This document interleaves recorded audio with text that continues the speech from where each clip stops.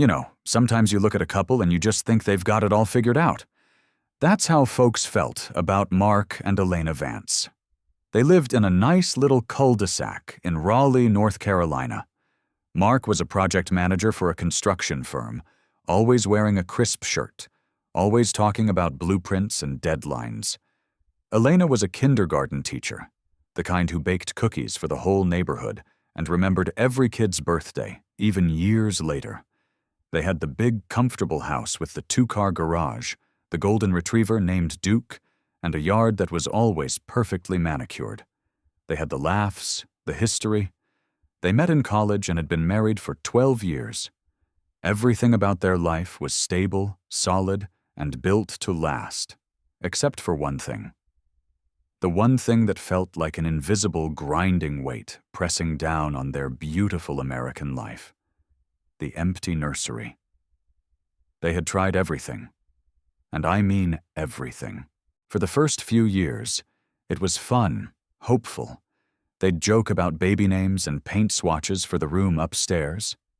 But then, as the months turned into years, the jokes stopped. The hopeful anticipation turned into frantic tracking. The romance of making a family became clinical, scheduled, and heartbreakingly expensive. They went through 4 rounds of IVF. If you've ever known anyone who's been through that, you know it's not just a medical procedure, it's an emotional war zone. Elena was a champ. She endured the shots, the hormones that made her moody and tearful, the endless waiting, the hope that soared so high it made you dizzy, and the crushing, brutal fall when the doctor delivered the news. "I'm sorry, Elena. It didn't take again." Mark watched his wife go through this, and it tore him up. But here's where the story gets tricky, because while Elena was dealing with the physical pain and the profound disappointment of her own body failing her, Mark was dealing with something else. A deep, primal fear that his legacy was ending. See, Mark came from a family where men had sons. His father, Big Jim Vance, was a man who measured success not just in dollars, but in lineage. Big Jim was always subtle, but the comments started cutting deep. "You guys going to give up on the treatment, son? Time's ticking, you know," Big Jim would say, usually over Thanksgiving dinner, while looking pointedly at Elena's empty glass of wine. Mark would defend Elena fiercely at first. "Dad, we're fine. We're happy." But the happiness felt brittle. Mark was 42. He saw his friends coaching Little League, teaching their sons how to change the oil, holding their daughters' hands at the park. He felt like he was standing on the outside of the parade, watching everyone else march by. He started to resent the situation. Oh, and then slowly, horribly, he started to resent Elena. It wasn't fair. He knew that in his head. Elena was the victim here too, but the resentment was a weed that took root in the dark corners of his heart. It whispered, "She took this from you. Your chance to be a father. Your chance to carry on the name." The doctors had been clear after the last failed attempt. Elena's body just wasn't cooperating. They suggested adoption, surrogacy, or just stopping. Elena, ever the pragmatist, said, "Mark, maybe we stop fighting the universe. Maybe we get Duke a sibling. Maybe we volunteer more." But Mark couldn't hear it. "Stop fighting, Elena? This is my life. I need to be a father." He'd exploded one night, throwing his hands up in frustration. That argument, that raw, ugly statement, was the moment the foundation of their 12 years together cracked wide open because Elena heard the unspoken truth. "You are not enough." And once that thought was out there, Mark couldn't put it back in. He started staying late at work, not because of blueprints, but because the silence of their home, the constant reminder of the failure hanging over the empty nursery, was suffocating him. That's when Chloe walked into his life. Chloe Reed wasn't anything like Elena. Elena was refined, classic, quiet elegance. Chloe was fire. She was 28, worked in the accounting department of a subcontractor firm Mark used. And she laughed loudly, the kind of laugh that made everyone in the room turn their heads. He met her during a late-night site visit downtown. It was raining, and they were the only two people left trying to hash out a budgeting issue. Mark was tired, stressed, and feeling sorry for himself. Chloe brought him a greasy takeout coffee and a smile that didn't hide anything. "Rough night, huh, boss?" she asked, leaning against the filing cabinet, her jeans covered in a light dusting of drywall dust. Mark sighed, running a hand through his hair. "It's not the job, Chloe. It's everything else." He didn't mean to tell her about Elena, about the treatments, about the crushing disappointment. But once he started, the words just tumbled out. He told her about the decade of struggle, the financial drain, the way he felt his time slipping away. Chloe listened intently. She didn't offer platitudes or advice. When he finished, she just said softly, "That sucks, Mark. I'm sorry you're going through that." That was the key. She didn't try to fix it. She just validated his pain. Over the next few weeks, their professional conversations bled into personal ones. They started grabbing quick lunches. Mark found himself looking forward to her texts. Chloe was easy. She didn't carry the weight of their shared history. She didn't remind him of failure. And she was clear about what she wanted. Chloe had grown up fast. She wanted stability, a family, and she wasn't afraid to say it. One evening, after a particularly grueling meeting, Mark drove Chloe home. They sat in his F-150 in front of her apartment complex, the rain drumming softly on the roof. "My dad always told me the greatest thing a man could do was build something that lasted," Mark confessed, staring out the windshield. "I feel like I've built a great career, a great house. But it's all temporary without a kid." Chloe turned to him, her eyes serious. "Mark, you're a good man. You'd be an amazing father. Don't let your past dictate your future." And right there, in that moment of weakness, fueled by self-pity and a desperate need for validation, Mark leaned over and kissed her. It was clumsy, hesitant, and absolutely world-shattering for him. It was a release of all the tension he'd been holding on to for years. The affair started almost immediately, and with a feverish intensity. Mark felt alive again, but it was an ugly, desperate kind of vitality. He told himself it wasn't about sex. It was about potential. It was about finding the one thing Elena couldn't give him. He developed a masterful double life. He was meticulous. He kept his phone locked, his work hours erratic, and he always came home smelling like his office cologne, not Chloe's cheap, sweet perfume. Elena, meanwhile, was trying to mend their marriage. She noticed the distance, the coldness, but she attributed it to the grief of the failed IVF. She suggested a couple's retreat, a trip to the mountains. "I just need to focus on work right now, honey," Mark would say, his stomach churning with guilt. But the guilt wasn't strong enough to stop him, because 6 months into the affair, Chloe delivered the news that Mark had secretly, selfishly been waiting for.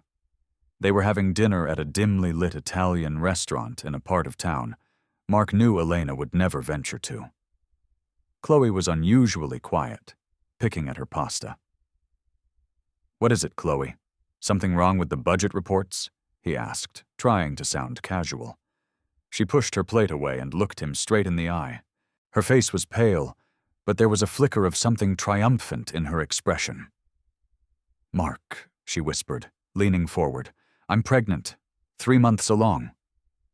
The world tilted. Mark's immediate reaction wasn't fear or panic. It was pure, unadulterated elation. A rush of adrenaline so strong it almost made him dizzy. "I did it. I'm going to be a father." Then the cold, hard reality slapped him across the face. "Elena." He stared at Chloe, speechless. "Are you sure? I mean, absolutely sure?" Chloe rolled her eyes. "Yes, Mark. I saw the ultrasound today. There's a tiny little heartbeat, and it's definitely yours." She reached across the table and placed her hand on his.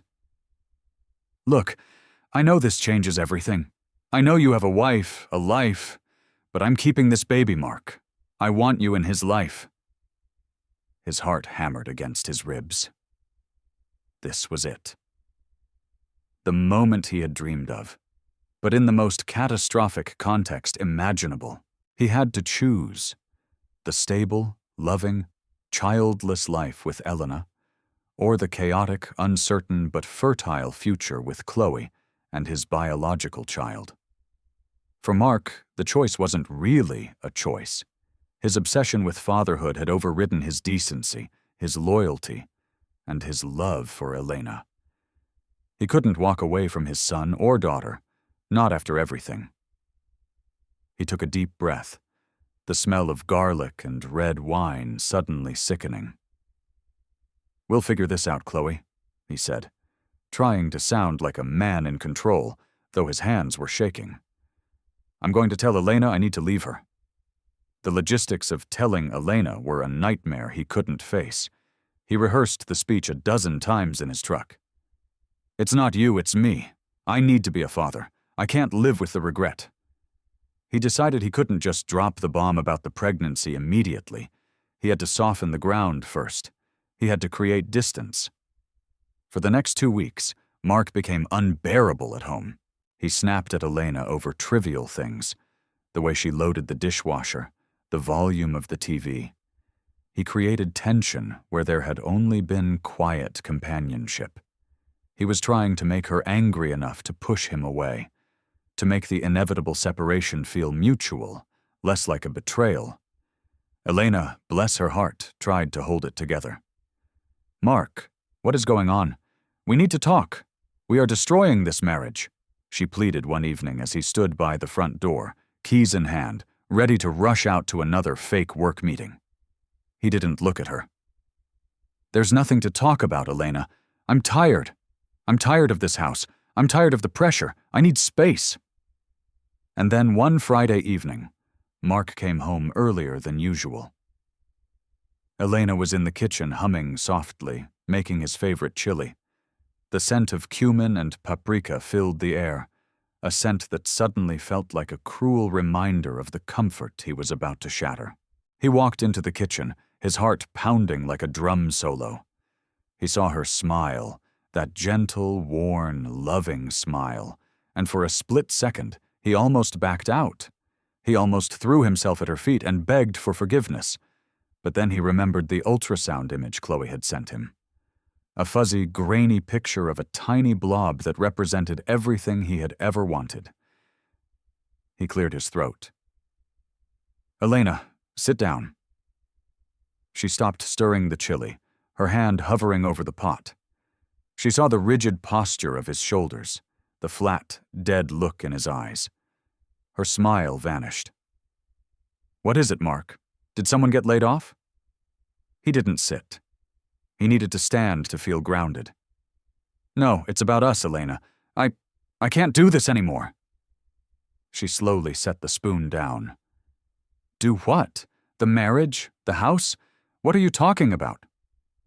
"The life," he said, the words tasting like ash. "The life we have. I know we love each other, but this isn't enough for me. I need more." Tears immediately welled up in her eyes, but she didn't let them fall. Elena was tough. "More what, Mark? A bigger house? A faster car? We can talk about that." He shook his head, looking away from her face, focusing instead on the pristine stainless steel of the refrigerator. "I need a family, Elena. A real family. And you can't give that to me." The silence in the kitchen was so profound it hurt Mark's ears. He heard the clock ticking in the living room, the low hum of the refrigerator, the ragged sound of Elena taking a sharp intake of breath. When she spoke, her voice was low, shaking, and utterly devoid of emotion. "You're blaming me, Mark, after everything we went through. The doctor said it was bad luck, that it was nobody's fault." "It doesn't matter whose fault it is," he snapped, his voice rising, desperate to end the pain quickly. It's the reality. I'm 42 years old. I'm watching my chance slip away. I need to be a father, Elena. And I found someone who can give me that. That was the bomb, the betrayal, the admission. Elena didn't cry. She didn't scream. She just looked at him with an expression of such cold, searing hurt that it made Mark finally look down in shame. "You cheated on me," she stated. It wasn't a question. It was a verdict. "Yes," he mumbled. "But it wasn't just physical, Elena. She's pregnant. I'm going to have a child." The shock finally hit her. Her knees buckled slightly, and she grabbed the edge of the counter to steady herself. "Pregnant," she repeated, the word alien and sharp. "You destroyed our marriage, our life, everything we built, for a baby you haven't even met." "For my child," Mark corrected, lifting his chin, trying to sound firm. "And I had to do this, Elena. You know how much I needed this. I was dying inside." Elena finally let the tears fall, but they were silent, angry tears. "Get out," she whispered. Mark hesitated. "Elena, we need to talk about the house, the finances." "I said to get out," she repeated, louder this time, pointing towards the front door with a hand that was shaking violently. "Take your guilt. Take your legacy and get out of my house. I don't want to look at you." He didn't need to be told twice. He grabbed the small duffel bag he had packed and hidden in the trunk of his car weeks ago, his heart pounding a rhythm of fear and strange, selfish freedom. He walked out of the house, out of 12 years of stability, and into the rain, heading straight for Chloe's apartment. He felt like a terrible person, yes, but he also felt justified. He had secured his future. He was going to be a father. He had paid the price of his marriage, but he was getting the ultimate reward. Elena, left alone in the chilly, scented kitchen, didn't move for a long time. She stood there staring at the pot of chili until it started to scorch the bottom. She didn't turn off the burner. She just stood there, the reality of Mark's brutal, calculating betrayal sinking into her soul. He hadn't just cheated. He had replaced her with a fertility vessel explicitly because she had failed him. Her love for him died right there in that moment, replaced by a cold, hard resolve. She wasn't just going to survive this. She was going to handle it with the same meticulous organization she used for her kindergarten lesson plans. The first thing she did once the shock wore off, and the anger was a simmering, steady heat, was call her lawyer, Rachel. Rachel was a force of nature, known for being ruthless but fair. "Rachel, it's Elena Vance. I need a divorce, expedited. Mark cheated and he's left me for the woman he got pregnant." Rachel's voice, usually booming, softened instantly. "Oh, honey, I am so sorry. Just breathe. Where is he now?" "He's gone," Elena said, her voice steady now. "He wants his legacy. I want to give him everything he deserves, Rachel, and nothing more." The next few weeks were a blur of paperwork, separating assets and keeping up appearances at school. Mark was unreachable, hiding out at Chloe's small apartment, already planning the future, the gender reveal party, the baby shower, the new life. He was ecstatic, convinced he had made the right, albeit painful, choice. He had a son coming, he was sure of it. He finally called Elena, sounding stressed but excited. "Elena, I need to officially tell you about the baby. It's due in 4 months. We need to finalize the divorce quickly so I can start supporting them." Elena listened patiently, her lawyer's advice ringing in her ears. "Be calm. Let him talk. Don't show your hand." "I understand, Mark," she said, her tone neutral. "I've instructed Rachel to move quickly. I want this done." Mark sounded relieved. "Thank you, Elena. I know this is hard, but you'll be fine. You're strong." He had no idea how strong she was about to become. The pregnancy was proceeding normally for Chloe. Mark was obsessed, attending every doctor's appointment, buying every gadget. He envisioned a life of throwing baseballs, teaching responsibility, and finally earning his father's full respect.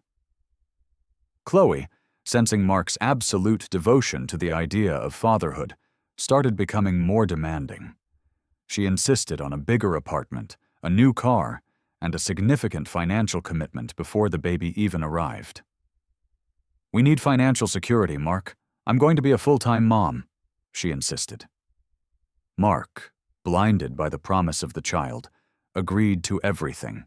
He was withdrawing huge amounts from his joint accounts, draining their savings to set up this new family unit.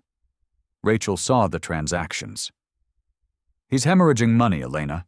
We need to file for temporary support and an injunction against further asset movement immediately." "Wait," Elena told Rachel, a strange, calculating expression on her face. "Let him spend a little more. Let him commit fully. I want him to feel absolutely locked into this new life before we pull the rug out." "Pull the rug out?" Rachel asked, raising an eyebrow. "Yes. You see, Mark is obsessed with this being his child, his bloodline, his legacy. That is his entire motivation for destroying our marriage," Elena explained, her voice sharp with suppressed emotion. "I want that fact to be undeniable when the time comes." The baby was due in early January. Mark and Chloe decided they needed to be absolutely certain of the baby's health. And maybe, just maybe, satisfy Mark's deep-seated need for control. They decided on an early private DNA test right after the birth, just for their peace of mind. It was a cold, crisp morning in mid-January when Chloe gave birth to a healthy, beautiful baby boy. Mark was ecstatic. He was there for the birth, sobbing openly as he held his son for the first time. "Look at him, Chloe. He's perfect. He has my nose," Mark whispered, overwhelmed. Chloe smiled tiredly. "He's beautiful, Mark." 2 days later, following their pre-arranged plan, Mark collected the necessary samples for the private DNA test. It was just a formality, a silly little ritual for an over-anxious first-time father. He wanted to frame the results, a definitive piece of paper proving his success, his fatherhood.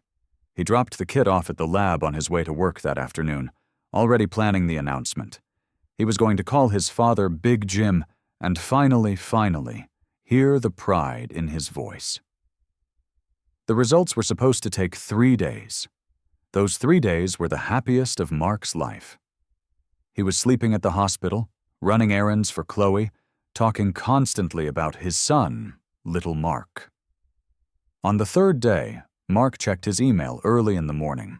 The subject line was generic: DNA test results, case 4598B.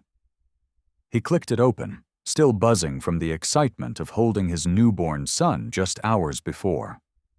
He scanned the document, looking for the bold percentage, 99.99%. But the number he saw wasn't 99.919%. The number was 0%. Mark stared at the screen, blinking rapidly, convinced his eyes were playing tricks on him. He scrolled down, looking for an error, a footnote, anything that could explain the impossible result. The conclusion was stark, printed clearly under the heading Paternity Index. Exclusion. Mark Vance is excluded as the biological father of the child. He read the sentence 3 times, each reading stripping away a layer of his reality. His chest tightened. He couldn't breathe. This wasn't possible, Chloe had assured him. This baby was the entire reason he had blown up his life, betrayed his wife, and ruined his reputation. He snatched up his phone and called the lab, his voice thin and panicked. "I think there's been a mistake. Case 4598B. The results are wrong. They have to be." The lab technician was calm, professional, and utterly dismissive of his distress. "Sir, all samples are run twice for verification. The results are definitive. The tested male subject is not the biological father." Mark hung up, his mind spinning into chaos. If he wasn't the father, then who was? And why had Chloe lied? The realization crashed over him. Chloe hadn't been looking for a father. She had been looking for a provider, a stable, desperate man who would accept the child without question because he was so starved for fatherhood. He looked down at his hands, realizing the monumental, unforgivable mistake he had made. He had left the woman who loved him, the woman who had stood by him through years of pain, for a lie. He had traded his stable life for a baby that wasn't his, and a woman who was a manipulative stranger. He grabbed his keys and drove straight to the hospital, his mind a whirlwind of anger, humiliation, and terror. He burst into Chloe's recovery room. She was sitting up, scrolling through her phone, looking perfectly serene. "Mark, you're here early," she chirped. He slapped the printed DNA report down on the bedside table. The paper rattled loudly. "Explain this, Chloe," he demanded, his voice dangerously low. Chloe's face went white. She glanced quickly at the paper, her eyes widening as she saw the word exclusion. "Mark, I don't know what that is," she stammered, trying to snatch the paper away. He grabbed her wrist, his grip tight. "Don't lie to me. This baby isn't mine. Who is the father? Tell me." "It was just a mistake, Mark. Please. It was a one-time thing before we got serious." "I thought you were the father," she pleaded, tears immediately springing to her eyes, though Mark could tell they were tears of fear, not remorse. "A one-time thing? You let me destroy my marriage, move out of my home, empty my savings, all for a one-time thing?" Mark roared, ignoring the nervous nurse who peeked her head in the door. Chloe pulled her arm away, clutching the baby protectively. "We can still make this work, Mark. You love the baby. He needs a father. He needs you." "He needs his father, Chloe, whoever that poor fool is," Mark spat, the betrayal burning hotter than any passion he had ever felt for her. "I am done. You are on your own." He turned and walked out of the hospital room, leaving Chloe sobbing hysterically behind him. He didn't look back at the crib, didn't look back at the little boy he had so desperately wanted to be his son. He got back into his truck, the scent of antiseptic and newborn baby quickly replaced by the acrid smell of burnt rubber as he sped away. He was homeless, broke, divorced, and childless. He had nothing. The first person he thought of was Elena, the one person he had trusted, the one person he had destroyed. He needed her. He needed the stability, the comfort, the silent forgiveness he hoped she might still harbor. He drove straight back to the house in Raleigh, the house that was no longer his. He pulled up to the familiar cul-de-sac. The yard was still perfect. Duke, the golden retriever, was barking happily behind the fence. He walked up to the front door and knocked, his heart full of desperate, pathetic hope. Elena opened the door. She was dressed in her teaching clothes, a sensible sweater and khakis. But her eyes were different. They were cold, clear, and utterly unforgiving. "Mark," she said without surprise, "I was expecting you." "Elena, please," he began, trying to push past the shock of seeing her. "I need to talk to you. I made a terrible mistake. Chloe lied to me. The baby isn't mine."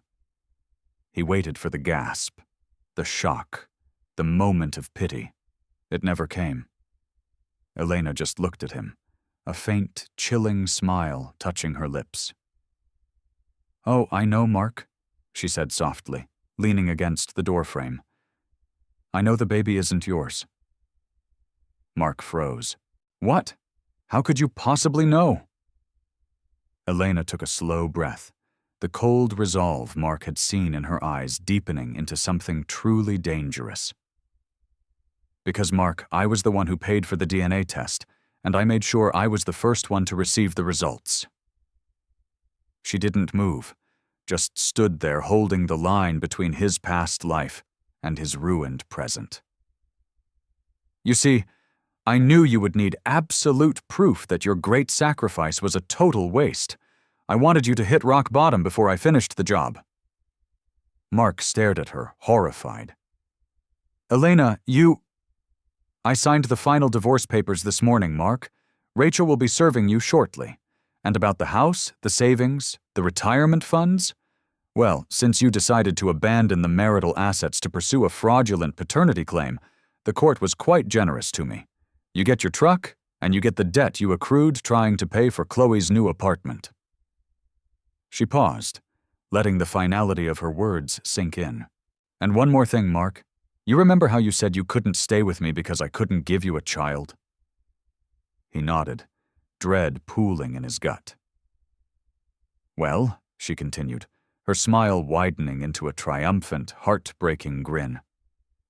"I saw my specialist last week. Turns out the doctors were wrong about me being completely infertile. I'm pregnant, Mark, 3 months along, and yes, the baby is yours. Let me tell you, if a lightning bolt had struck Mark right there on Elena's perfectly swept front porch, it wouldn't have registered.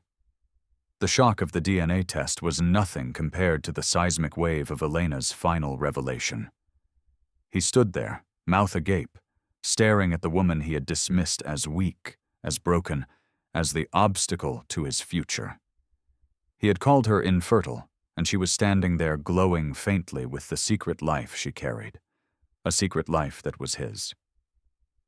"Pregnant," Mark finally managed, the word barely a rasp. "But how? We stopped the treatments months ago.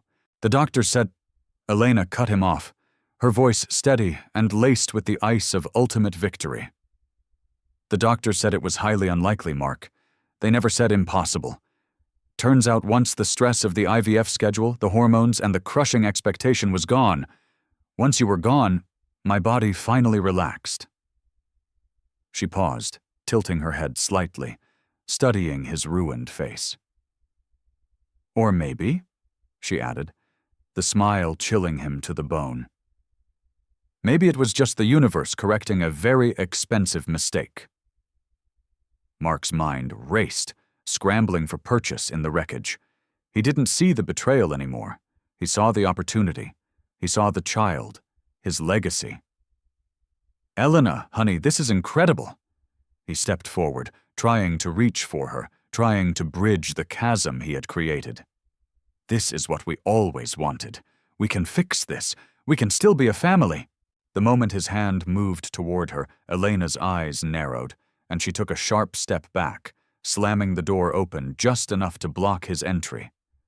"No, Mark," she said, her voice dropping the honey and replacing it with pure steel. "There is no we. There is only me and this baby." "But it's my child," he pleaded, desperation making him sound like a whining child himself. "I deserve to be there. I am the father."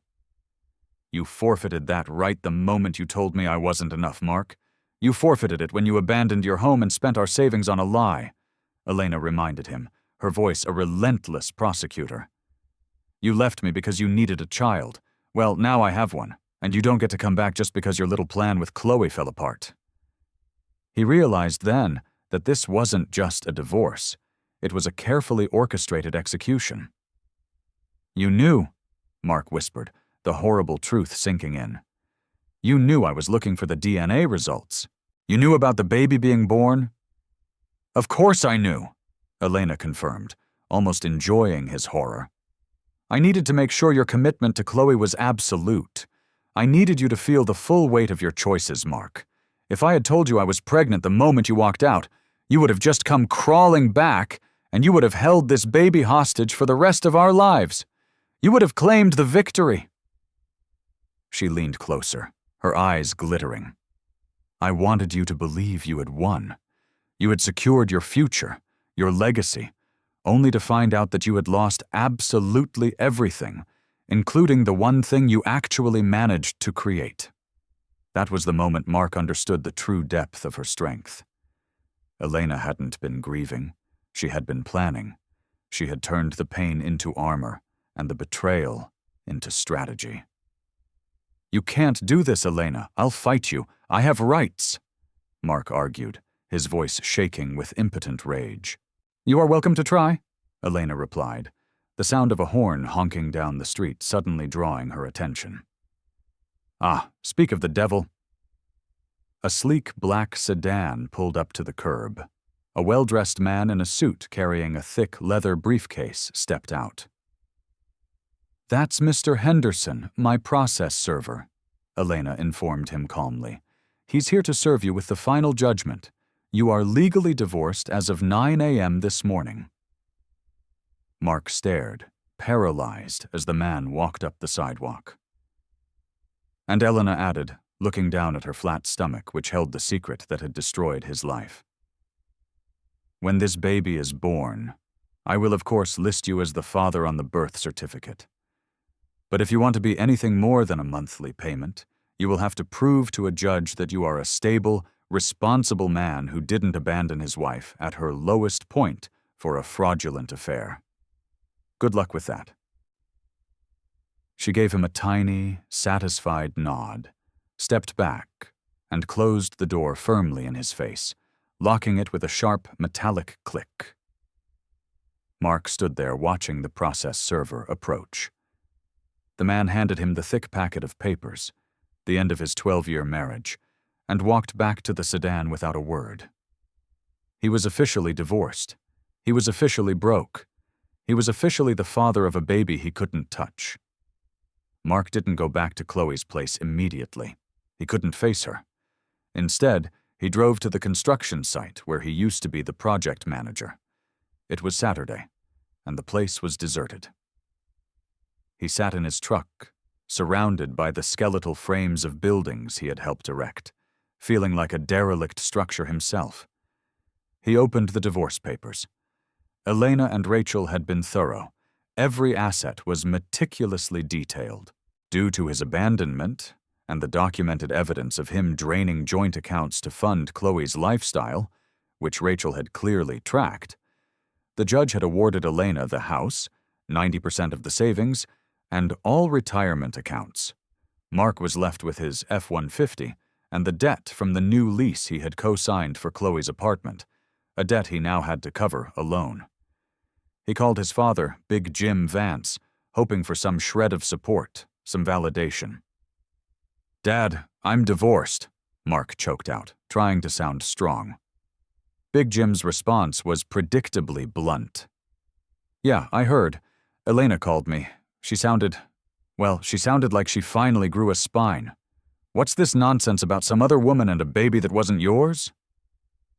Mark explained the DNA test, the betrayal, the humiliation. He expected sympathy.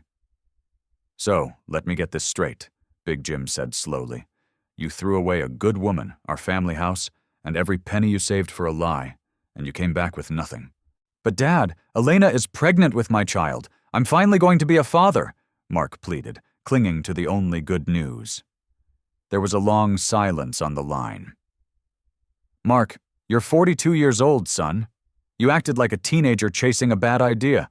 You don't get to destroy your home and then demand to walk back in just because the prize you threw it all away for turned out to be counterfeit. Elena is right to protect that child from your recklessness." Big Jim hung up. Mark was truly alone. He had to go back to Chloe's. He had left his few belongings there, and he needed to end this chapter completely. When he arrived, the small apartment was a disaster zone. Chloe was holding the baby, screaming into her phone at someone. She looked haggard, the triumphant glow gone, replaced by pure, exhausted panic.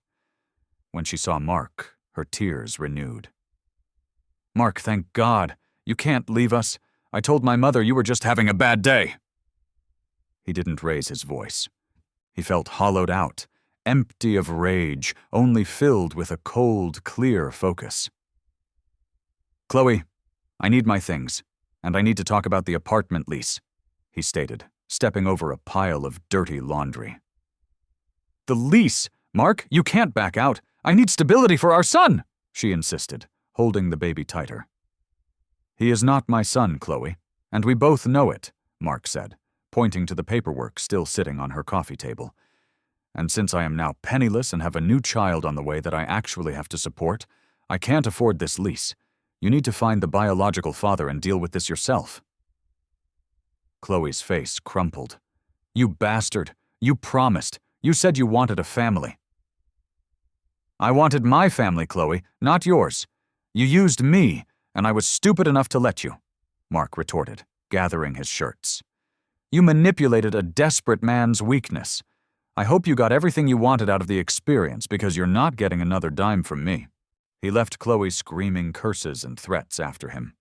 He drove away, pulling his truck over a few miles down the road, finally breaking down. He didn't cry for Elena. He cried for the incredible, irreversible stupidity of his own actions.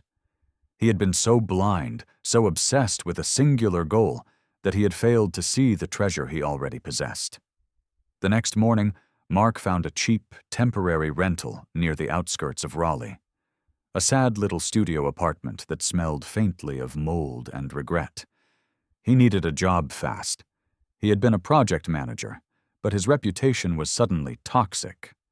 Word travels fast in the tight-knit construction community in North Carolina, especially when a divorce involves a spectacular public failure. He called his old firm. His boss, a man named Arthur, who had known him for 15 years, was sympathetic but firm. Mark, I can't keep you on right now. The clients are asking questions. The optics are terrible, Arthur explained. Take a sabbatical, clean up your mess. Maybe we can talk in 6 months. Mark was unemployed. His only focus now was the baby Elena carried.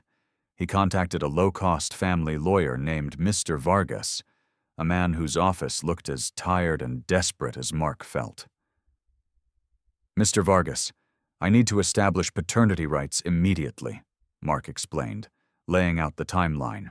The affair, the divorce, Elena's pregnancy revelation, and the immediate cutoff. Vargas listened, chewing thoughtfully on the end of a cheap ballpoint pen. Mr. Vance, you have a strong case for paternity, obviously, but the custody situation is going to be brutal.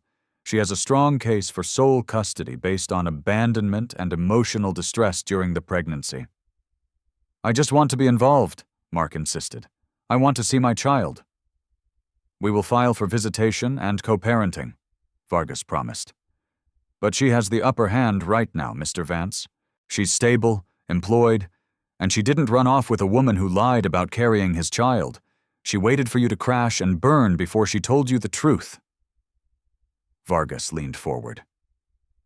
She didn't just want a divorce, Mr. Vance. She wanted revenge, and she executed it perfectly. The legal battle began in earnest. It wasn't about money anymore. It was about access. Elena, guided by Rachel, was a fortress. She communicated only through her lawyer, and every decision was calculated to maximize Mark's pain and minimize his involvement. She filed a restraining order, not against physical proximity, but against harassment and unexpected contact. Mark couldn't just show up at the house or the school. He started sending gifts, small, expensive baby items, hoping to show his commitment. Elena returned every single box, unopened, with a note from Rachel. All communication and financial support must be funneled through the court-mandated temporary support agreement. Mark was ordered to pay a significant amount in temporary support, calculated based on his previous income. Even though he was now unemployed, he had to liquidate the last of his meager assets just to meet the payments. 4 months passed in a haze of job applications, legal filings, and agonizing loneliness. Mark felt the cold reality of life without Elena. The constant warmth, the stability, the invisible support system she provided. He missed Duke, the dog. He missed the smell of chili in the kitchen. He missed the quiet, comfortable rhythm of a life he had deemed not enough. He found work, finally, but it was manual labor, a huge drop from his project manager status. He was working for a small framing crew, covered in sweat and sawdust, watching younger men talk about their families, feeling the weight of his own failure pressing down on him. Elena, meanwhile, was thriving. She was enjoying her pregnancy, surrounded by friends and family who rallied around her, furious at Mark's betrayal. She was the hero, the woman who endured years of medical torture only to be abandoned, and who then found her miracle. The local newspaper even ran a small anonymous story about a kindergarten teacher who found strength after a messy divorce, celebrating her resilience. Mark read it, recognizing Elena's careful framing of the narrative. She wasn't just winning the legal fight, she was winning the public perception war. One afternoon, Mark was driving past a local park when he saw Elena. She was about 6 months along now, heavily pregnant, sitting on a bench with a friend, laughing. Her belly was prominent, a beautiful, undeniable testament to the life he had created and then abandoned. He pulled over, his heart aching. He didn't approach. He knew the restraining order was active. He was just a ghost, observing his own life. He saw her gently place a hand on her stomach, her face radiating a quiet joy that he hadn't seen since the very early days of their marriage before the IVF started to steal their light. He realized then that Elena didn't look sad or broken. She looked free. She had shed the weight of his obsession and his disappointment. The baby was hers, a symbol of her resilience, and Mark was merely the biological footnote. He went home and called Vargas. "We need to file a formal request for a paternity test right after the birth," Mark instructed. "I know it's my baby, but I need legal, undeniable proof. I need a foundation to fight from." Vargas agreed. The irony wasn't lost on Mark. He was demanding a DNA test on his legitimate child because the first fraudulent DNA test had destroyed his life. The due date was approaching. Elena's lawyer, Rachel, finally agreed to a mediated meeting. Mark walked into the sterile conference room dressed in his cheapest suit, feeling small and defeated. Elena was already there, accompanied by Rachel, her posture upright and regal, even with the weight of the pregnancy. "Mark," Elena acknowledged him with a curt nod, the first time she had spoken directly to him in months. "Elena," he replied, trying to project sincerity, "I want to apologize again for everything. I know it doesn't matter now, but I am truly sorry for the pain I caused." "Duly noted," Rachel interjected, clearly running the show. "Let's focus on the agreement." The agreement laid out Elena's terms.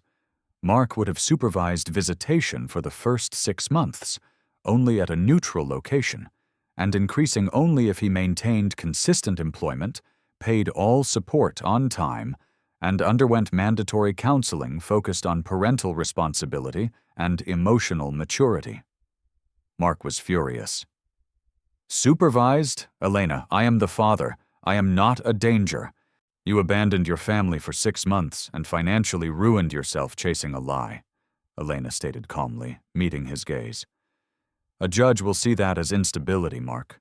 This is the best offer you will get before we go to full trial." He looked at the woman he once loved, the mother of his child, and saw only a brilliant, relentless opponent. He signed the papers. He had no choice. A few weeks later, Elena went into labor. Mark was notified by Rachel, who gave him the hospital name and room number. He drove there, heart pounding, adrenaline surging. This was it. The real thing. He walked into the maternity wing, found the room, and knocked softly. Elena opened the door. She looked exhausted but beautiful. In her arms was a tiny, wrapped bundle. "He's here, Mark," she whispered, her voice softer than he'd heard it in nearly a year. Mark's breath hitched. He looked at the baby, a perfect, miniature version of himself. He felt a wave of love, regret, and relief so profound it nearly buckled his knees. Can I hold him?" Mark asked, his voice thick with emotion. Elena hesitated, looking him over, searching his eyes. She saw the genuine anguish, the overwhelming desire for redemption. "For a minute," she conceded, holding out the baby. "His name is Henry, after your grandfather." Mark took the baby, the warmth and weight of his son settling securely in his arms. He looked down at Henry, overwhelmed. "My son, my real son." He looked up at Elena, tears streaming down his face. "Thank you, Elena. I know I don't deserve this, but thank you." Elena didn't return the sentiment. She just watched him, her expression guarded. "We still have the paternity test to conduct tomorrow, Mark. For the record." "Yes, of course," Mark agreed, nodding quickly. He knew the truth, but the court needed the proof. The next day, Mark and Elena met at the lab, accompanied by their respective lawyers, to provide the samples for Henry. The entire process was clinical, cold, and entirely focused on paper trails and legal verification. Mark dropped off his sample, feeling a sense of finality. He had lost everything, but he was finally gaining his son. He would spend the rest of his life fighting for Henry, fighting to prove he was worthy of the name father. 3 days later, Mark was back in his cramped, lonely apartment, the smell of burnt toast lingering in the air. He was preparing for his first supervised visit with Henry that afternoon. The email dropped into his inbox. The same generic subject line, the same clean white PDF. He opened the document, his heart still beating with anticipation, but without the panic of the last time. He scanned the document looking for the bold percentage, 99.99%. He found the number immediately, and he froze. The percentage was 100%, 100% match. Mark exhaled a ragged, relieved sound. He was the father. It was confirmed. He finally had the proof he needed to start fighting Elena for a normal relationship with his son. But as he scrolled down past the paternity confirmation, he saw a smaller section marked Sibling DNA Comparison. He hadn't ordered a sibling comparison. Why was this here? He read the notes. The lab, as a courtesy due to the complexity of the case, and perhaps having recognized the previous case number, had run a comparison against the other sample provided by Mark Vance months ago. The sample from case 4598B, the baby born to Chloe Reed. Mark felt a cold dread creep up his spine. He read the results of the comparison. Result: the children share 0% of paternal DNA. Confirmed exclusion. Of course, Mark thought. Chloe's baby wasn't mine. Henry is. But then he scrolled down to the very last line of the comprehensive report. It was a note flagged in red, added by the geneticist. Genetic note: Case 4598B versus Henry Vance. While the tested male subject, Mark Vance, is excluded as the father of Case 4598B, the children show a high degree of maternal DNA sharing, 99.99%. Mark read the sentence 3 times. Maternal DNA sharing. The baby Chloe carried and the baby Elena carried shared the same mother. Mark stared at the monitor, his blood turning to ice. This wasn't possible. Chloe had given birth in January. Elena had gotten pregnant in October. He reread the analysis, his hands shaking so violently he almost dropped his cheap coffee mug. The children show a high degree of maternal DNA sharing. This meant that Chloe and Elena were genetically linked. They were sisters? No, that wasn't right. Elena had no siblings. She was an only child. Then the horrifying, impossible explanation slammed into his brain with the force of a wrecking ball. Chloe and Elena weren't sisters. They were the same person. Wait, no. That couldn't be right. They looked nothing alike. Elena was quiet, refined. Chloe was fire, loud, and 8 years younger. He stared at the screen, running through the possibilities. If they shared maternal DNA, they were either twins, or the babies were the result of the same biological mother. He thought back to the IVF process, the hormones, the eggs. A memory flashed. Elena's eggs had been harvested during the second round of IVF years ago. They had frozen the viable ones, hoping for a successful transfer later. They had paid thousands for storage. Mark snatched up his phone and called Rachel, ignoring the protocol. He didn't care about the divorce anymore. "Rachel, I have the DNA results. I need to know something about Elena's IVF records. Did she donate eggs? Did she sell any? Rachel's voice was sharp. Mark, you know that information is confidential. What is this about?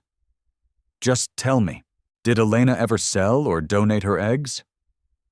Rachel sighed, annoyance warring with professional caution. No, Mark. She never sold them. But she did agree to a very unusual contract several years ago. After the second failed cycle, you remember the clinic needed a control group for a new hormone study. They offered a huge discount on the final cycle if she agreed to donate half of her remaining frozen eggs to their research program. It was anonymous, non-contact, for research purposes only. And what did they do with those eggs, Rachel? Mark demanded, his voice cracking. They fertilized them anonymously and used them in a donor program for women who couldn't produce their own eggs, Rachel explained slowly. It was all legal, Mark. Why? Mark hung up the phone, the world spinning.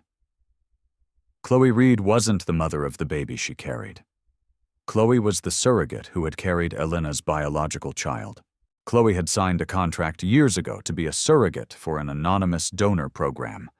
She had received a fertilized egg, an egg created with Elena's genetics and an anonymous sperm donor.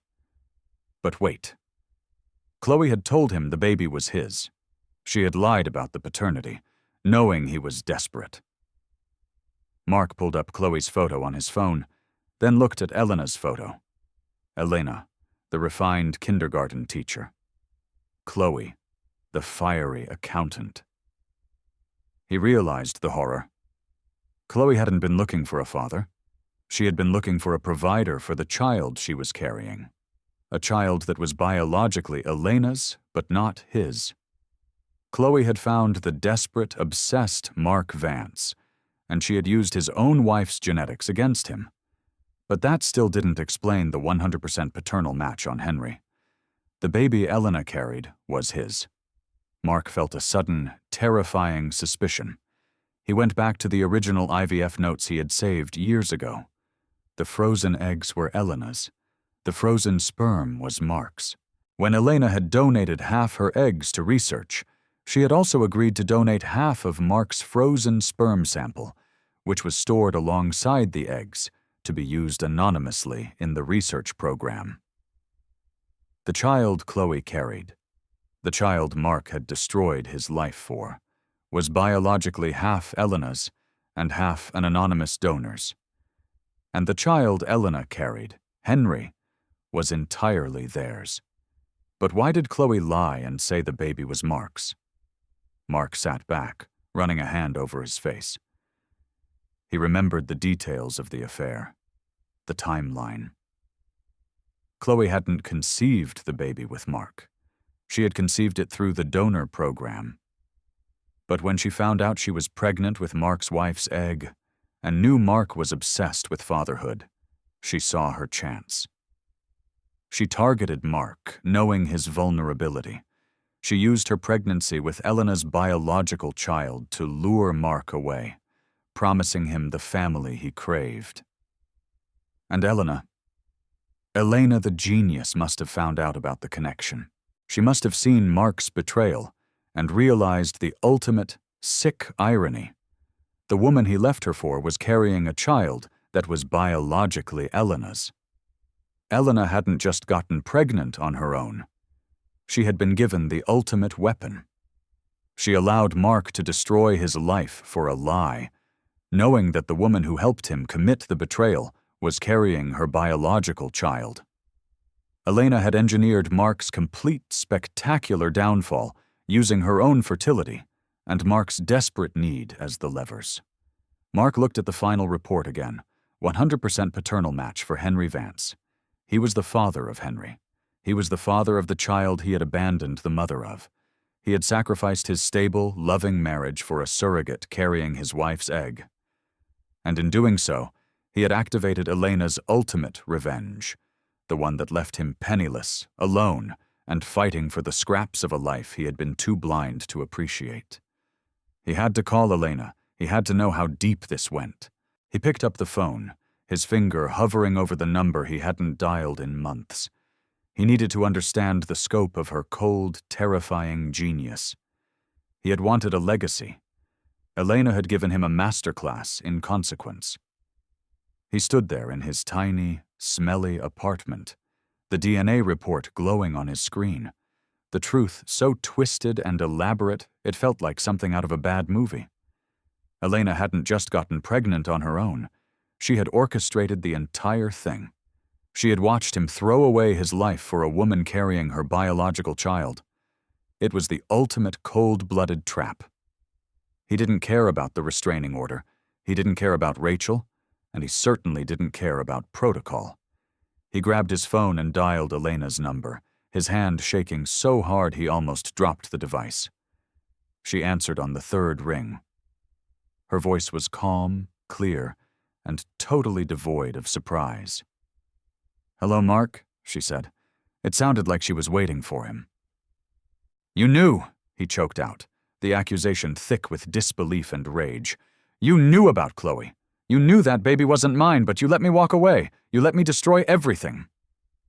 Elena sighed, a sound of weary patience, like a teacher dealing with a particularly slow student. "Of course I knew, Mark. Did you really think I wouldn't investigate the woman you threw 12 years of marriage away for? Especially when she suddenly appeared pregnant right after our final failed IVF attempt." "But the maternal DNA match," Mark stammered, pulling the pieces together. "The eggs, Chloe was carrying your egg. It was fertilized with an anonymous donor's sperm." "Very good, Mark. You finally read the fine print," Elena replied, the satisfaction evident in her tone. "Yes, Chloe was a surrogate for the research program I donated 2 years ago. They transfer the embryo anonymously. Chloe was just a vessel, Mark, carrying an embryo that was genetically half mine. And you used that?" he whispered, horrified by her precision. "You used your own biology to set me up." "You set yourself up, Mark," Elena corrected, her voice hardening. "I simply provided the landscape. You were obsessed with fatherhood, with legacy. That obsession made you blind. When you walked out and told me I was not enough, I realized I had to let you have what you thought you wanted. I had to let you commit completely to the lie. But why? Why didn't you stop me? Why didn't you tell me you were pregnant sooner?" "Because if I had told you the moment you walked out, you would have come back instantly, claiming your rightful place as the hero," Elena explained, her logic chillingly clear. "You would have forced me through a pregnancy filled with your anxiety, your guilt, and your constant presence. You would have taken ownership of Henry before he was even born. You would have claimed the victory you didn't earn." She paused, letting the silence drive the point home. "I needed you to be completely isolated. I needed you to be financially reckless and legally indefensible. I needed you to hit rock bottom with Chloe, believing you had secured your future, only to find out it was a complete and utter waste. I needed the court to see that you abandoned your home and your wife for a fraudulent claim. That, Mark, is what gives me sole custody. That is what protects Henry from your instability." The sheer scope of her planning, the patience, the cold calculation, left Mark breathless. He had dismissed her as emotional, as weak, as the victim. He had been so terribly wrong. "You are punishing me," he said finally, the rage draining away, leaving only defeat. "No," Elena countered flatly. "I am protecting my son. And yes, Mark, I am also enjoying the consequences of your actions. You wanted a legacy? You got one. You are the father of 2 biological children who share a mother, but you have access to neither of them." He heard the faint cry of Henry in the background. It was a sound of life, of hope, and it was utterly out of his reach. "I will fight you for Henry," Mark vowed, clutching the phone. "I expect nothing less," Elena said, the challenge clear in her voice. "But you should know, Mark. Rachel has already filed for a psychological evaluation based on your impulsive and financially devastating decisions over the last 9 months.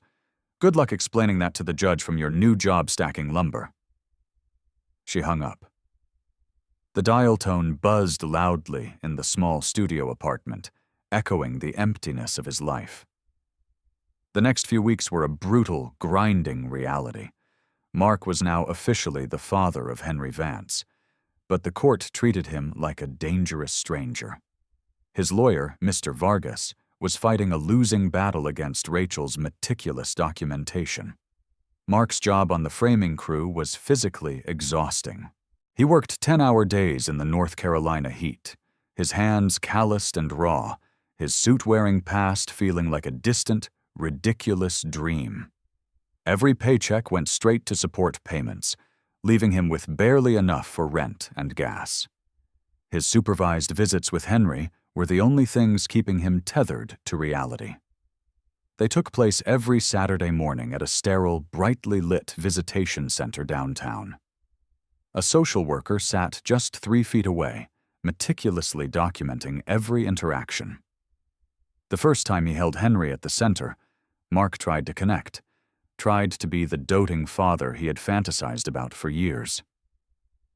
"Hey, buddy," Mark whispered, adjusting the soft blanket. "I'm your dad. I promise I'm going to make this right." The social worker scribbled something on her notepad. The visits were agonizingly short, just an hour and a half. Mark spent the time walking the baby, singing terrible off-key lullabies and trying to memorize the exact shade of Henry's eyes. He felt a profound, aching love for his son, but it was a love steeped in failure and regret. Elena never came to the exchange. Henry was dropped off and picked up by a friend or a family member, a deliberate barrier designed to prevent any spontaneous contact or emotional appeal. The psychological evaluation that Elena had requested was humiliating. Mark had to sit in a therapist's office and explain in painful detail why he had abandoned his life for a woman who was carrying his wife's biological child. "I was desperate, doctor," Mark confessed, leaning forward. "I felt like my time was running out. I thought Elena had failed me, and then Chloe offered me a way out, a chance to be a father without the pain of the past. And when you discovered the paternity was false, what was your immediate reaction?" the therapist asked, her pen hovering over her pad. "Rage, humiliation, and then desperation to get back to Elena," Mark admitted. "I realized I had destroyed the one good thing in my life for a phantom."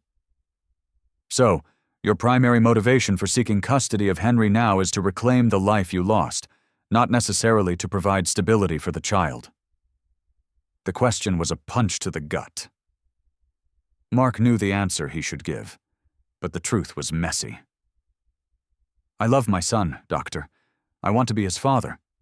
But yes, I also want to rebuild what I broke." The therapist's report, when it reached the court, was damning. It didn't call him dangerous, but it characterized him as emotionally immature, impulsive, and prone to poor judgment driven by an overriding personal agenda. This report, combined with the clear evidence of abandonment and financial recklessness, Rachel had submitted bank statements showing thousands of dollars spent on Chloe's apartment and car before the divorce was finalized, gave Elena an almost ironclad case for sole legal and physical custody.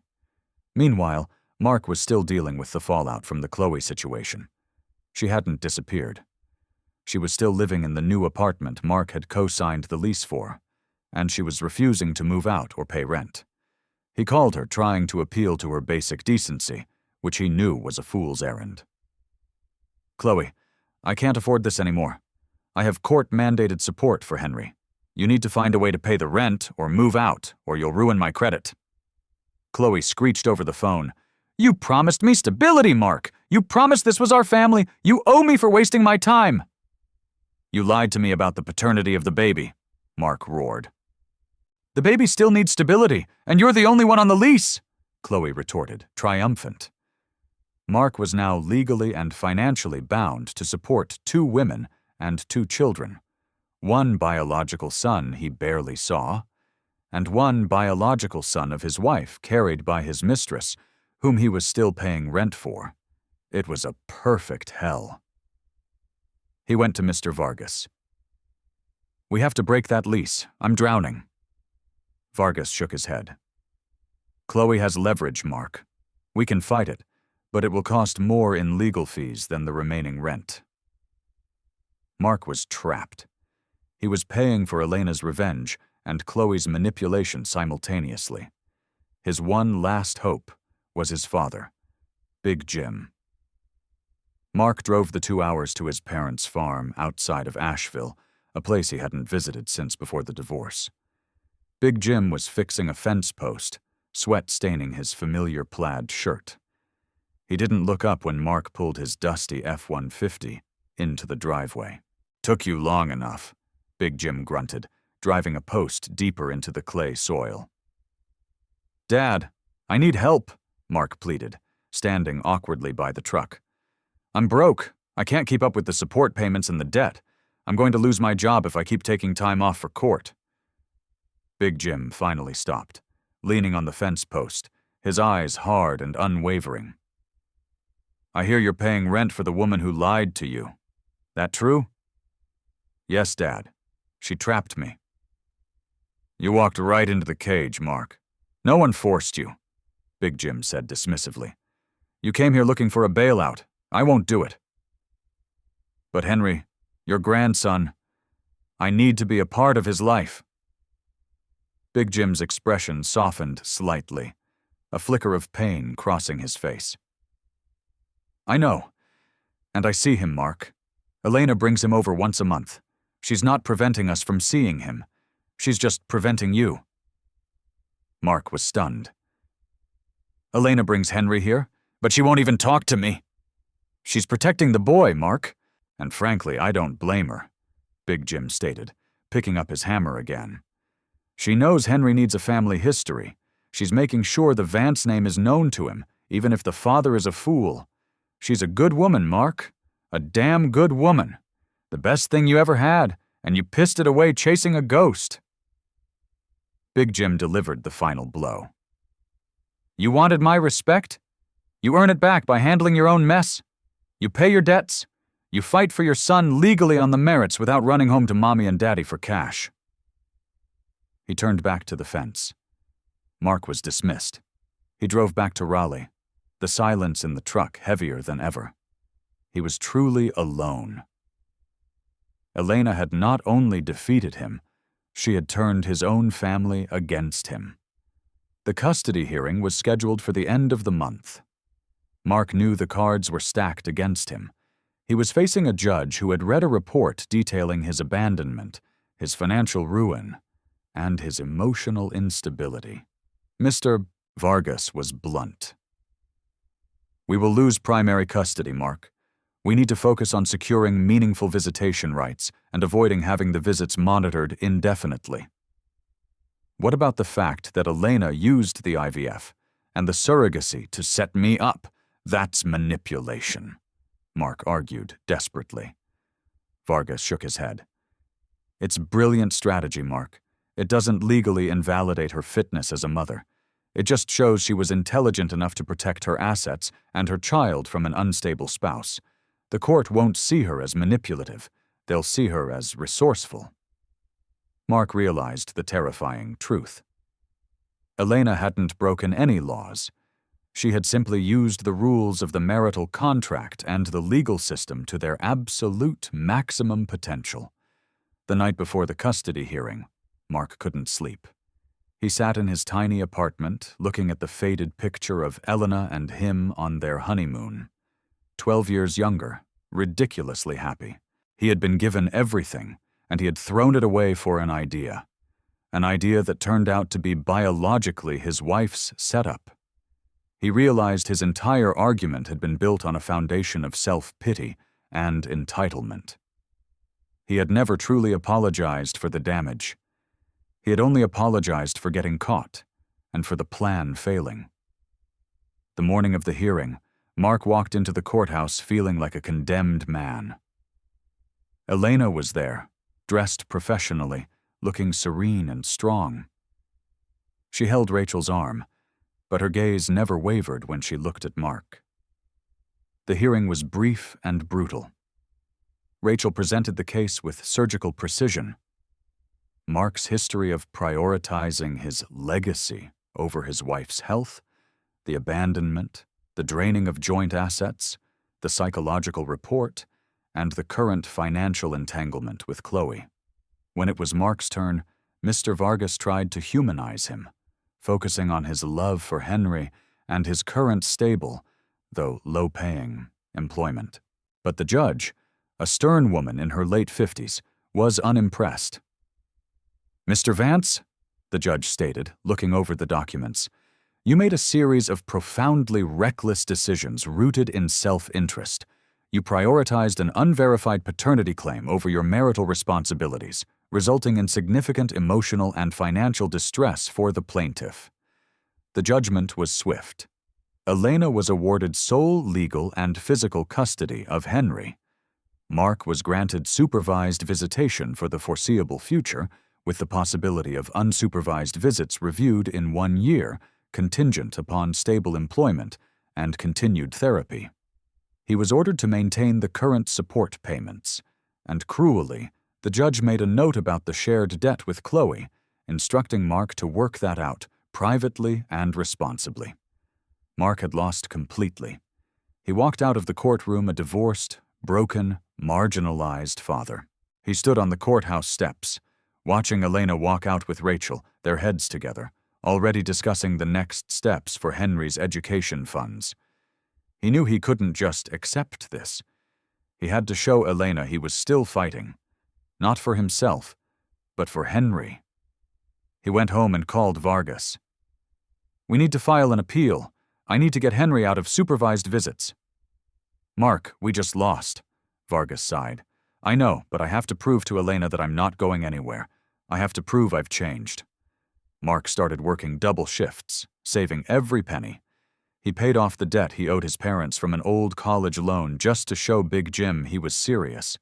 He was meticulous about his therapy sessions.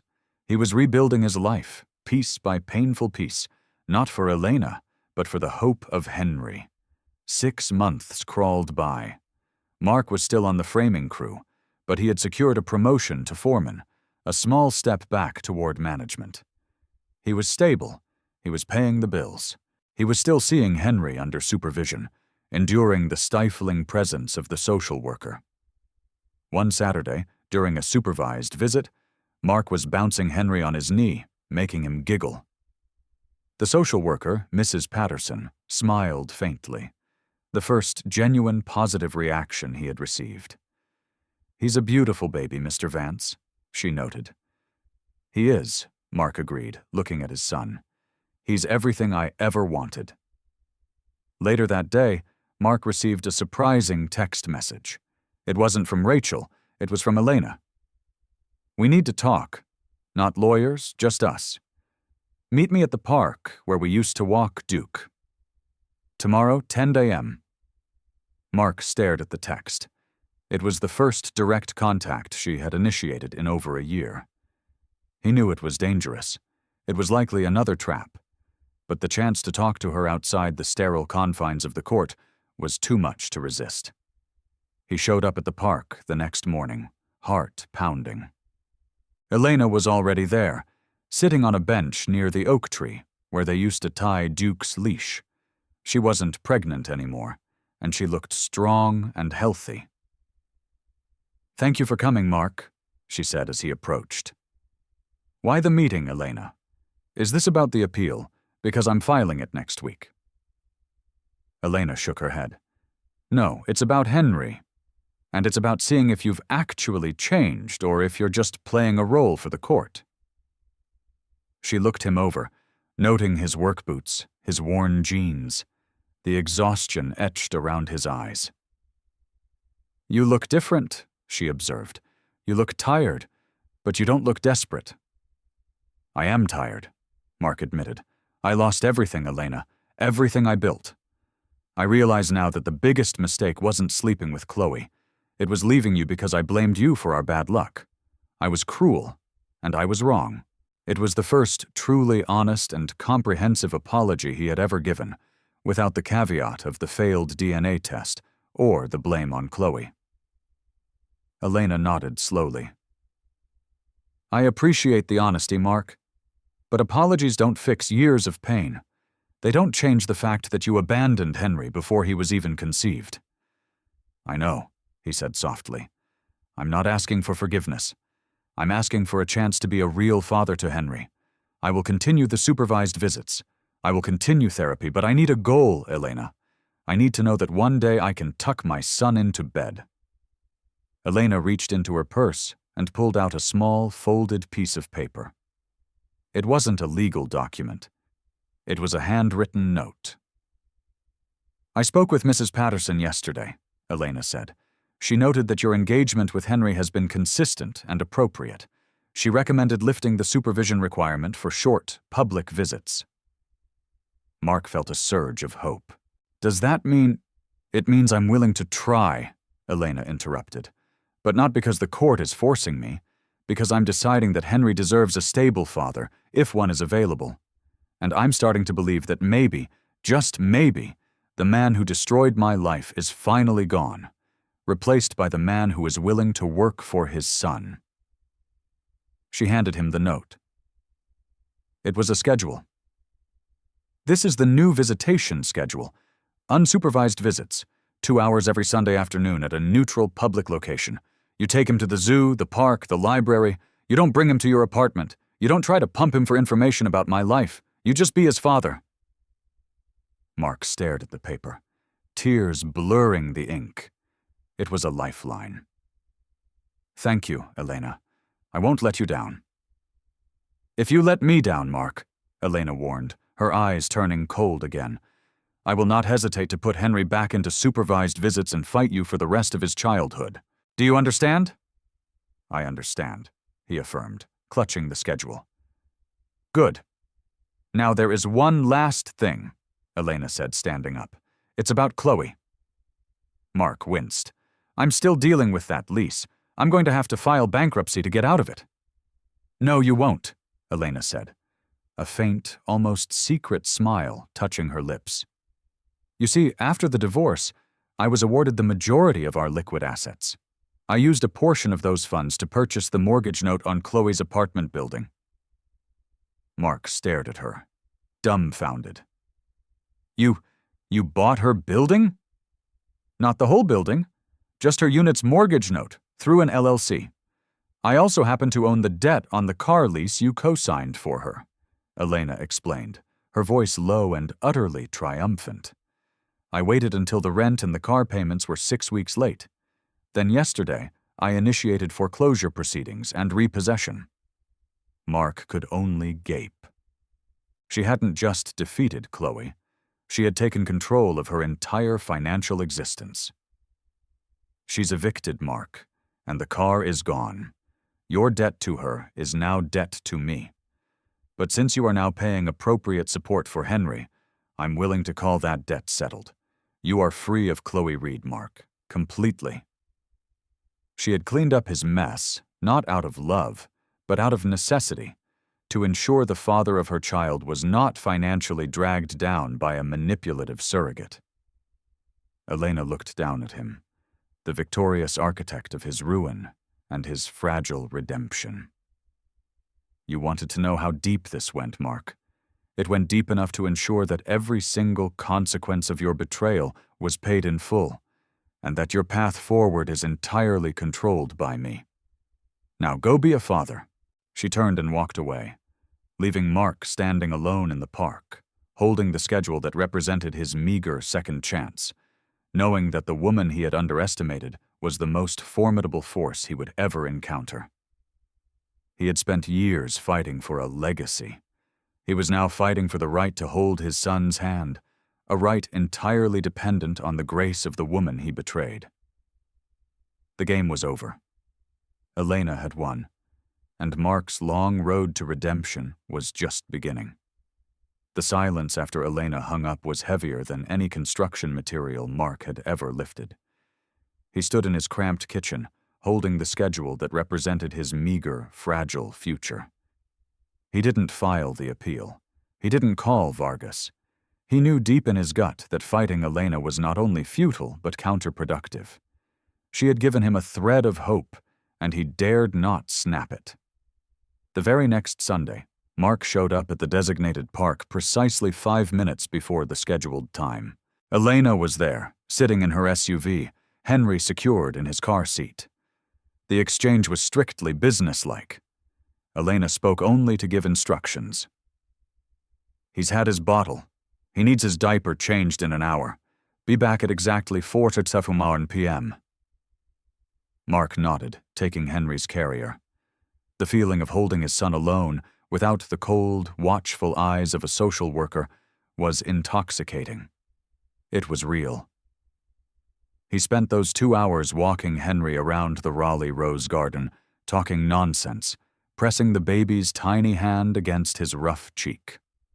For those 120 minutes, Mark was simply a father, unburdened by debt, divorce, or deceit. When he returned Henry precisely at 4:15 p.m., Elena simply checked the diaper bag, looked at her watch, and drove away. No praise, no forgiveness, just compliance. This became Mark's life. The Monday through Friday grind was about earning money to satisfy the support payments and the residual debt that Elena now controlled. The weekend was about Henry, He held on to his job at the framing crew for 6 more months, working harder than anyone else. He was the first to arrive and the last to leave. He took night classes in project management software, determined to prove that his instability was a temporary condition, not a permanent character flaw. Meanwhile, the Chloe situation evaporated exactly as Elena had promised. Chloe, facing eviction and the repossession of the car, had no stable provider left. Mark learned through a quick final text from Chloe, full of bitterness and blame, that she was leaving Raleigh to move in with a distant relative in Florida. The baby Mark knew would be raised by Chloe and whoever she managed to manipulate next, but he was finally free of the financial and emotional entanglement. Elena had surgically removed the infection. A year after the divorce, Mark finally got a break. He was hired as a junior project manager at a small regional firm, a huge step down from his previous status, but a step back onto the career ladder. He got a raise, moved into a slightly better, though still modest, apartment, and most importantly, he showed the court and Elena that he was stable. At the 1-year review, Mark, Elena, and their lawyers met again. Rachel presented a file detailing Mark's consistent payments, his clean record, and the positive reports from his therapist. Elena, looking at Mark across the table, finally offered a small olive branch. "I agree to move to extended unsupervised visitation," she stated, her voice formal. 4 hours every Sunday and 1 weeknight dinner, provided he remains current on all obligations. Mark wanted to shout with relief, but he simply nodded. "Thank you, Elena, I accept." He knew this wasn't kindness. It was pragmatism. Elena was recognizing that a stable father was beneficial to Henry. Mark had earned his right to a slightly larger scrap of his son's life. The next few years were a testament to the quiet, grinding work of rebuilding character. Mark never remarried, never even dated seriously. He couldn't risk it. The shadow of Elena's control, the knowledge that any mistake meant losing Henry, was a constant, powerful deterrent. He learned to love his new, simpler life. He realized that the stress and pressure of the perfect life he had ruined, the big house, the expectations, the constant competition with Big Jim's legacy, had been toxic. Now, his success was measured only in Henry's happy smile.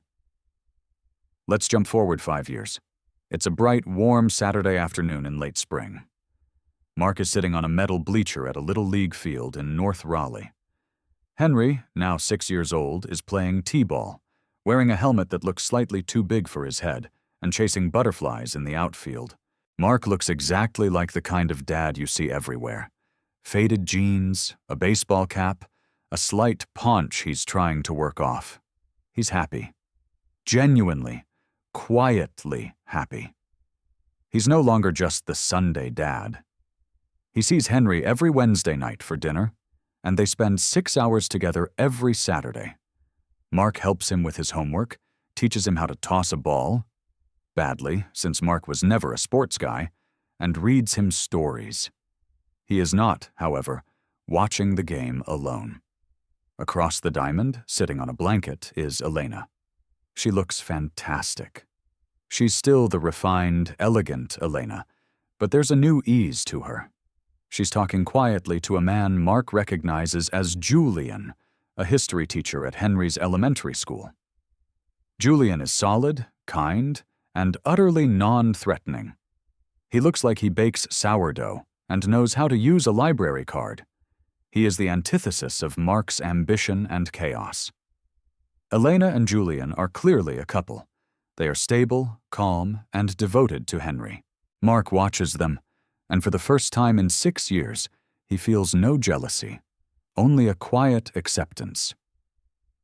Elena needed stability, and she found it. She needed a partner who didn't measure his worth by his lineage, and Julian fit the bill. Their co-parenting relationship is a masterpiece of professional distance. They communicate exclusively through a shared co-parenting app. Schedules, medical appointments, school notes. They exchange Henry at the school parking lot, a neutral public zone. They never speak about their past, their personal lives, or their feelings. Today is an exception. Henry hits a ball, a lucky weak tap, and bolts toward first base, his helmet wobbling. Both Mark and Elena jump up simultaneously, cheering. Henry looks over and grins, waving at both of them. As Henry rounds the bases, Elena walks over to Mark's bleacher, holding 2 plastic cups of lemonade. "He's getting better," Elena notes, handing Mark a cup. "He practices hard," Mark replies, taking a slow sip. The lemonade is perfectly balanced, not too sweet. It tastes like Elena. They stand in comfortable silence for a moment, watching their son.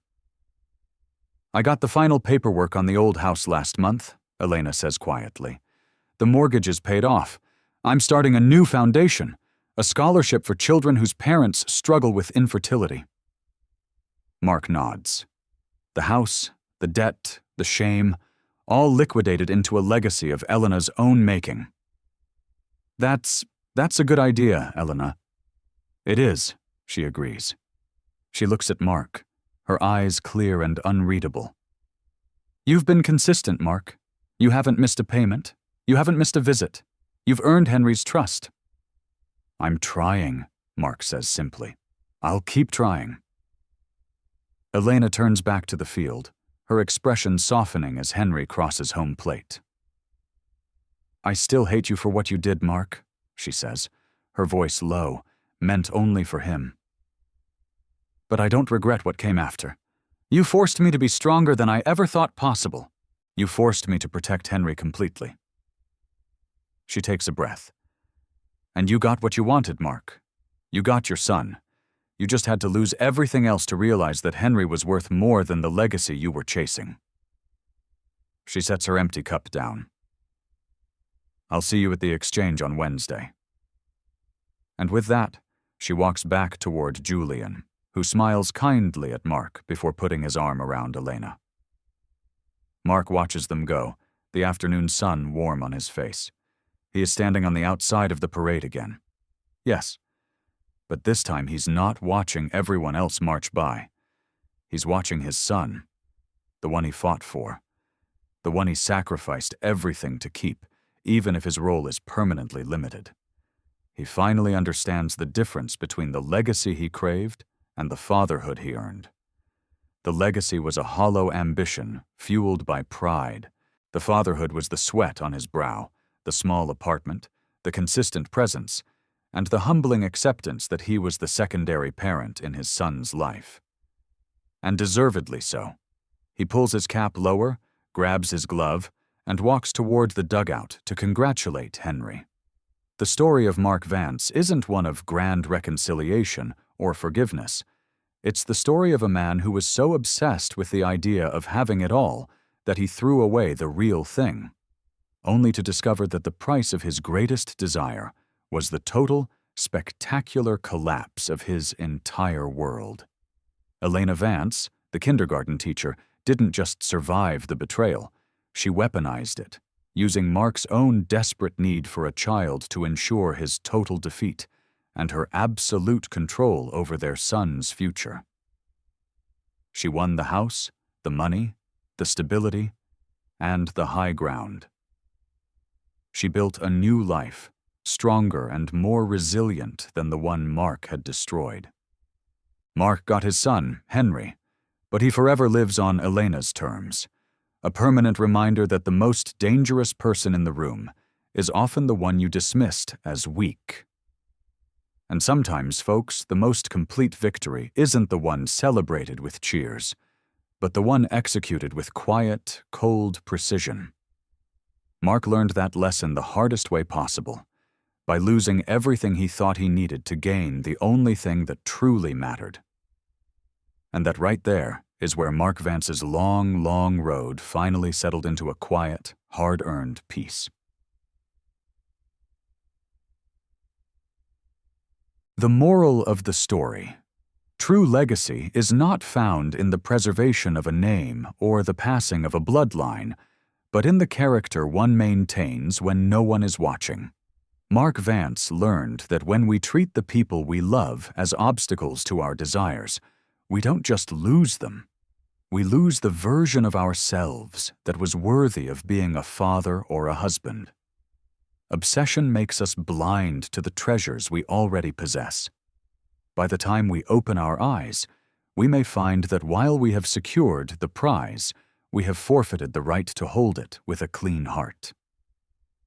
In the end, a man's worth isn't measured by the children he creates, but by the integrity he shows in protecting the family he already has.